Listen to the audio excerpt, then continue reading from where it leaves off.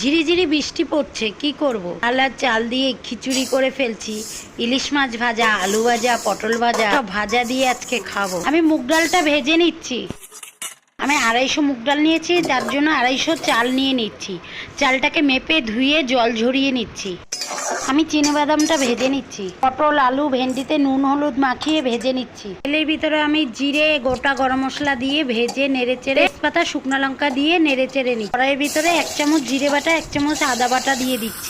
পরিমাণ মতো নুন হলুদ দিয়ে কষিয়ে নিচ্ছি। ডাল আর চাল দিয়ে ভেজে কষিয়ে নিচ্ছি। 1 চামচ লঙ্কার গুঁড়ো, আলু আর চিনেবাদাম দিয়ে কষিয়ে নিচ্ছি। কষানো হয়ে গেছে, এবার হাঁড়িতে ঢেলে পরিমাণ মতো জল দিয়ে কাঁচা লঙ্কা দিয়ে ঢাকা দিয়ে দিচ্ছি। আমি জিরেটা ভেজে গুঁড়ো করে রেখেছি, দিয়ে দিচ্ছি। ঘি দিয়ে দিচ্ছি, দিয়ে নেড়ে চেড়ে ঢাকা দিয়ে দিচ্ছি। লোভনীয় খাবারটার জন্য তো আপনাদের করে ফেলতে হবে। রেসিপিটা দেখে করে ফেলুন। ভিডিওটা ভালো লাগলে সাবস্ক্রাইব, লাইক, শেয়ার